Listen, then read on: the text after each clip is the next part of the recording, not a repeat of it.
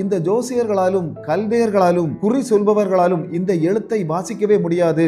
தானியேல் என்று சொல்லப்படுகிறதான ஒரு புருஷன் நம்முடைய அரண்மனையின் பக்கத்திலே இருக்கிறான். இவனுக்குள் பரிசுத்த ஆவியானவரின் ஆவி இவனுக்குள் இருக்கிறது என்றும், இவனைத்தான் பெல்ஷத்தார் ராஜாவின் தகப்பனான நேபுகாத்நேச்சார் சாஸ்திரிகள், குறி சொல்பவர்கள், ஜோசியர்கள், கல்தேயர்கள் இவர்களுக்கு தலைவனாக வைத்திருந்ததாகவும் அரண்மனையின் ராணியானவள் ராஜாவிடம் தெரிவிக்கிறாள். உடனே தானியேல் வரவழைக்கப்படுகிறார். வரவழைக்கப்பட்ட உடனேயே அடுத்த ஆஃபர் தானியேலுக்கு கொடுக்கப்படுகிறது. இந்த எழுத்துக்களை வாசித்து அதன் அர்த்தத்தை நீ தெரிவித்தால் உனக்கு இரத்தாம்பர உடையும் பொற்சிறப்பாணி என்ற அரச ஆபரணமும் ராஜ்யத்தில் 3வது அதிபதியாகவும் நீ மாறுவாய் என்று இவனுக்கு சொல்லப்படுகிறது. தானியேல் இது எனக்கு வேண்டாம் என்று அவன் மறுப்பவனாக காணப்படுகிறான். அந்த கையுறுப்பானது தேவனால் தான் அனுப்பப்பட்டது என்பதனை அந்த இடத்திலேயே அவன் வெளிப்படுத்துகிறான். எழுத்தை அவன் வாசிக்கிறான். அதிலே மெனே மெனே தெக்கேல் உபார்சின் என்று எழுதப்பட்டிருக்கிறது. இது தானியேல் 5வது அதிகாரம் 25வது வசனத்தில் சொல்லப்படுகிறது. மெனே என்று